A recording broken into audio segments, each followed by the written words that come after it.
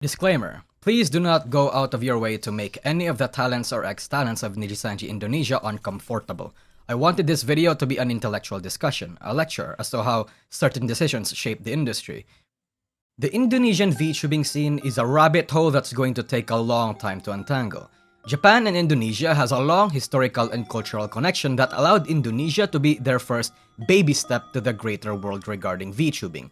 Many people in the general industry these days know Indonesian VTubing via Hololive's Kobo Kanaeru, but the history of this country's industry have actually long started as early as 2018, only a few weeks after Nijisanji launched its first generation. So sit tight, we're going to do some history on the lost potential of an abandoned VTuber branch, the branch that started an industry. Indonesia's first relevant VTuber took the form as one Serita Tessa, otherwise known as Artesia Visca, who, much like Izuna Ai, started off doing short-form skits. She was a cute little weeb who was interesting in her own right, but much like actual historical figures, not many people know her or was even aware that she existed, especially if you're not particularly interested in actual VTubing. Or Ipo-chan, who did a similar thing at roughly the same time, or Leo Verdea, which some would argue actually was one of the first. The earlier VTuber that actually made the biggest splash in Indonesian VTubing scene was actually someone else. That someone being Maya Putri. Maya was pretty much similar to Kizuna Ai. In fact, a lot of these early VTubers' content was pretty much in the same format. From her introductions, to her skits, to her song covers, to her gameplay videos, and she made an interesting impact, to say the least. She wasn't as popular as Ai, but she made enough splash to make sure that the Indonesian weebs have at the very least heard of her name. In September of 2019, Zeya Cornelia, Hana Macchia, and Taka Rajiman debuted, and would mark the first Nijisanji Indonesian branch. In fact, the move to create an Indonesian VTuber branch from Japanese corpos was so groundbreaking at the time, although not many people would realize it yet. One would actually argue that Hololive was pretty much copying Nijisanji's expansion plans then, because Hololive Indonesia would be created a few months later. There's even a Hololive India Twitter account that followed the announcement of Nijisanji India. I think it's a little piece of enforcing evidence to prove that Hololive was just copying what Nijisanji was doing at the time. After all, during this era, Nijisanji was the singular agency titan of VTubing in Japan. There was really no big two in 2019. Nijisanji's level was just too great for anyone to match them. Now, why I am adding this little deflection posting is that I wanted to set the groundwork of the sheer potential Nijisanji had by creating Nijisanji Indonesia and the magnitude of the loss they had by taking it down. Without a single doubt, Nijisanji made actual history here. They carved a path, set the groundwork for an entire industry in Indonesia. One of the bigger VTubers and Indonesian agencies at the time, like Maha 5, followed suit as an example. They showed potential among the weebs in there that corporate VTubing with Nijisanji or Holos model is a thing that can succeed. Given how culturally close Japan and Indonesia was, and with the scale Nijisanji had, it was supposed to be inevitable. One would expect that they would just take the lead, grab hold of that first mover's advantage, and squeeze it until that tit of clout was dry, baby. And quite honestly, they did. Hana was an interesting fellow, and perhaps her most well-known achievement was having Mick Gordon himself appear in her stream. Wow! Wow! Wow! Mick is... Wait, what? Hi! Hello! I'm a virtual YouTuber. My name is Hana Macchia. You're goddamn right, Gordon. You're goddamn right. Did you know that this stream was actually her most viewed stream ever? Yeah. Hana Macchia got really popular not just in the Indonesian part of the world, but mostly in the EN side. Mostly because she spoke English and is a Japanese American. This was a time when Hololive's clipping culture started to spread to any VTuber adjacent community, and one of the most infamous series of clips in Nijisanji's history would be here, via Hana Macchia's dad being an absolute riot of a person. You're telling me is you're in the vor, huh? And then to the average viewer, it stopped.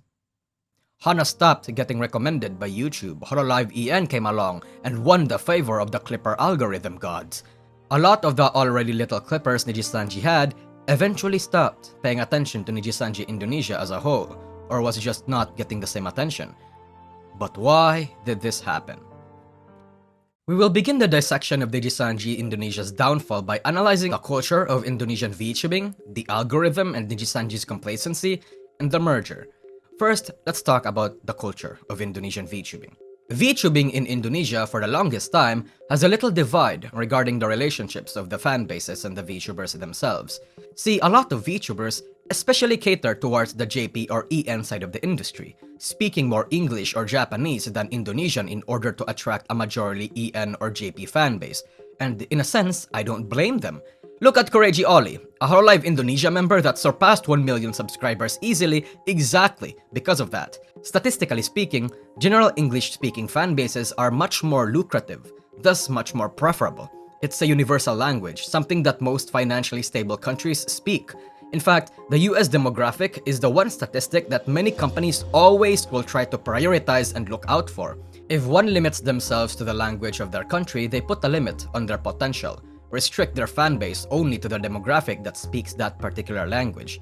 You only speak Indonesian, you only attract Indonesians. You miss out on the rest of the world unless you have translators and clippers. Financial viability is also a bit of a problem if you're not big. Indonesia and other Southeast Asian audiences, and third world countries in general, are not as willing to open their wallets for digital goods compared to EN and JP for obvious reasons, making donations a less viable option to get income. At least, again, if you're not big enough. However, this comes with a risk of saturation. Everyone is basically trying to vie for the English-speaking fan base, and if you're just one of the many unnamed faces trying to find relevance in that market, you find yourself struggling to make yourself stand out. Because catering to your home demographic has the upside of passion. Yes, you might not get well known universally, but more often than not, it's better to be the biggest fish in a pond than to be a big fish in the ocean. There's still a potential to earn the same or even much more money if you cater to your home market. One has just to play their cards right, especially if the home market isn't as catered to. In this regard, certain parts of the Indonesian fan base gets better when Indonesian VTubers are not Indonesian, that they'd rather speak English and nurture an EN fan base rather than the language that they themselves speak. However, the VTubers that do cater to Indonesians majorly speak this language and actually find relatively good success. Again, the biggest example of this being Kobo Kanaeru of Hololive Indonesia. I already made a video about her, and to summarize my point there, she is a VTuber that is very much in tune with local memes, local figures, and speaks primarily Indonesian, making her perhaps the first VTuber that broke into the Indonesian mainstream in the scale that she did. Now, why I'm mentioning this is because this was a bit of a problem in the entirety of Hololive and Nijisanji Indonesia's lifespan. Hana, like I said, attracted a primarily English fan base because the Indonesian fan base at the time barely existed. She had found great success and catapulted herself into the EN scene via her dad appearing on stream and making all sorts of banter and great content. One has to remember that Hana was the most relevant Nijisanji Indonesian VTuber at the time, surpassing even Hololive Indonesia's viewer count and most members of Maha 5. A flash in the pan in terms of growth is almost a bad idea every time, unless you can pivot yourself immediately to cater to the fan base that you may have accidentally attracted. During this time, many people would and have argued that it may have been for the best for Nijisanji as a whole to pivot to capturing the EN fan base at the time. But a pivot like that seemed impossible for Nijisanji. Nijisanji Indonesia was never really able to follow up on Hana's success. There was a large disconnect between Hana and literally everyone else from her genmates and future kohais, aside from a few.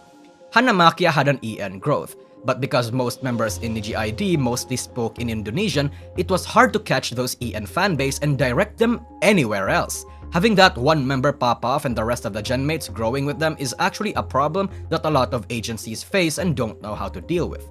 Hana was pretty much alone, and that kinda sucks. A lot of people, including myself, blamed Nijisanji at the time for not pouncing on this opportunity. But realistically speaking, the more I think about it, how were they supposed to? There was barely anyone in Nijisanji Indonesia aside from a few that could cater to EN fans the same way Hana could. There was barely any EN clippers. There was nothing to catch that lightning in a bottle. Sure, what Nijisanji could have done was hire more EN-oriented Indonesian VTubers to try and catch some of that wave Hana caught. And they did try to do that by converting Nijisanji India to Nijisanji EN, but that didn't really get that much success, did it? It's because the EN audience that was there at the time were not Nijisanji fans. They were Hana Macchia fans. There were barely any translated Nijisanji clips, no one else that could have speak English, no memes or anything that Nijisanji had that could retain even a little bit of the fanbase that Hana attracted. In a way, perhaps it was a bad thing that Hana caught the attention of the EN demographic. It was a fan base that was difficult to capture with the current roster and resources Nijisanji had, unless they had to force everyone in ID to cater to the EN fan base as well. That growth actually helped out Hololive Indonesia more than Nijisanji Indonesia, especially with the advent of Holo ID Gen 2. That is why, when Hana's dad stopped appearing on stream, there was a massive decline of viewership and interest regarding Nijisanji Indonesia, especially from the EN audiences. But that did not necessarily mean that they became irrelevant. In fact, perhaps it would have been the start of something else. The YouTube algorithm did drop Hana to the EN fanbase after she stopped pulling her dad into her streams, after a lot of the clips stopped. The clips around Holo EN and VShojo and a few Twitch streamers took over the EN clipping scene and essentially dominated that part of the industry. But as an upside, the ID market as a whole was starting to grow. Nijisanji ID majorly nurtured the Indonesian market more. People looked to Hana Macchia as a lost potential, as the one person that could have carried Nijisanji Indonesia, but I feel like that is glorifying Hana Macchia a little too much and disregards the actual members and management of Niji ID themselves. Nijisanji Indonesia's management seemed competent, actually. They had events, project, even a studio. The people within Nijisanji Indonesia's branch had a strong bond, this sense of friendship and support that seemed to transcend beyond Nijisanji Indonesia as a corporate group. In a sense, even if Hololive Indonesia grew bigger than them, they were still a powerhouse in the Indonesian market, a formidable force in their own right. The goalposts shifted, but it's not necessarily a bad thing. Why were they trying to capture the EN market when they themselves were Indonesian? Generally, they seemed content, had a lot of events that was consistent and actually pulled in a fair few numbers. Their clips were getting good views. This time, Nijisanji Indonesia was getting pushed to Indonesians, and while it wasn't the same wave that Hana Macchia created, it was enough. Maybe not everyone in Nijisanji Indonesia would flourish. There were a few VTubers that ultimately would not find their tempo, but it was enough for the branch as a whole. But when you're an agency, a corporation that is literally built to maximize profits, that is not afraid of dissolving entire branches if the numbers are not up to their standards, enough is not an option. You're either good or you are gone. Motowagi Tanego, the CEO of Cover Corp, said that he views Hololive Indonesia as a mid to long-term investment, and I think that's a smart way to view it. With how relatively small compared to JP, CN, or EN Indonesia was, it was going to take a lot of time to figure out how to actually make Indonesian VTubers pop. And this paid off for them. They have the biggest market share of Indonesian VTubers right now, again with the coming of Kobo Kanaeru and Gen 3. But Rico Tazumi did not have the same views, because in early 2022, Nijisanji Indonesia and Nijisanji Korea was going to merge into the same branch. I at first saw this as a good thing, but at the time I did not understand the culture and how deep the rabbit hole of Indonesian VTubing was. I thought that yes, at the cost of their actual identity as a branch, they would receive better management, funding, and they would actually get relatively the same sort of good marketing that a lot of the Nijisanji JP members would get at the time.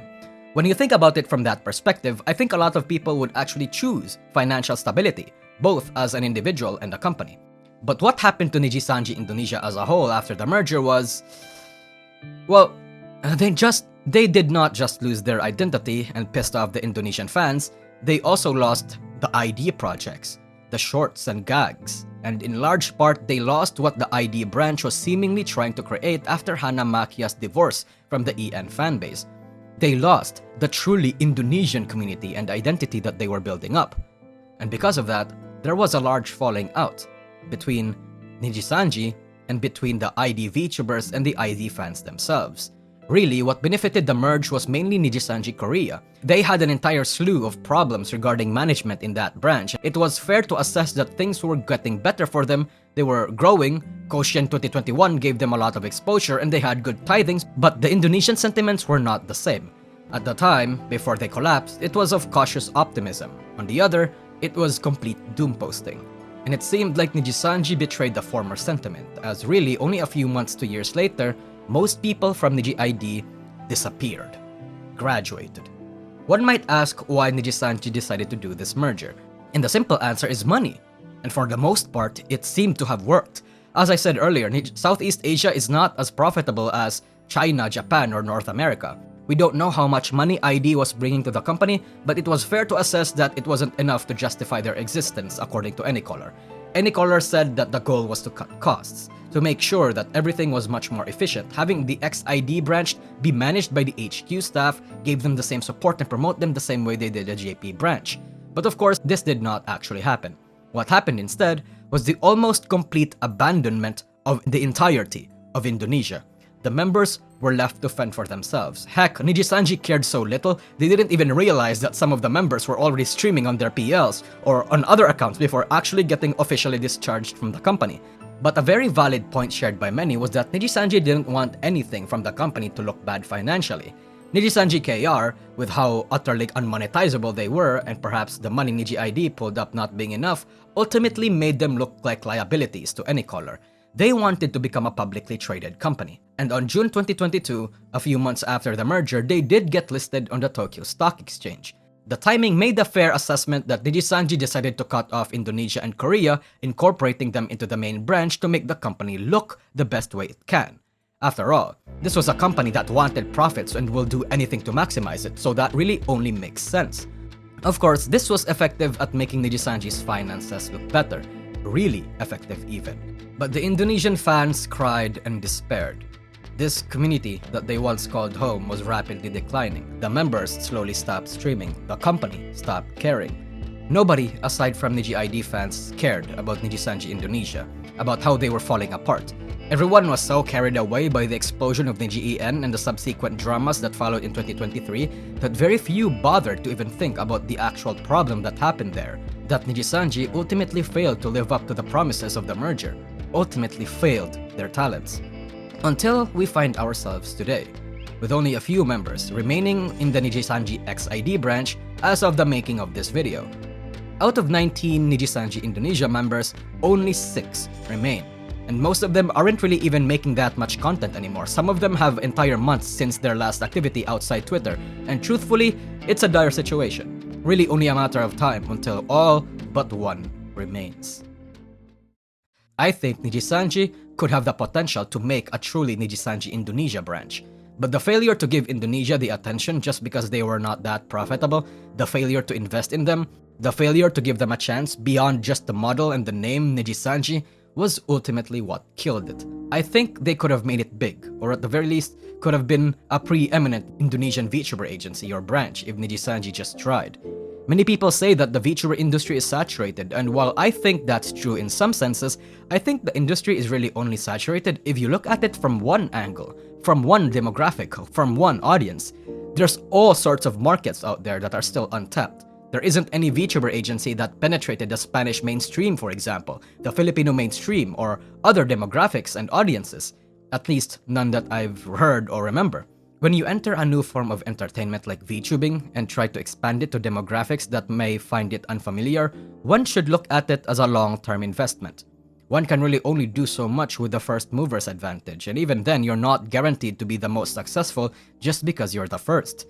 There will be others that can take your idea and do it better than you. People that have adjusted to the times and the climate far better than you could. If you let yourself get complacent, you will get replaced. You die. Nijisanji Indonesia is a tale where someone or something could have all the odds favoring them and still fail. They were the first to explode, they were growing. The decision to stay idly by caused the failure of one of the VTuber branches that had one of the biggest potentials. Nijisanji Indonesia was one of the VTuber branches that could have gone far. And it's a shame that things had to end this way.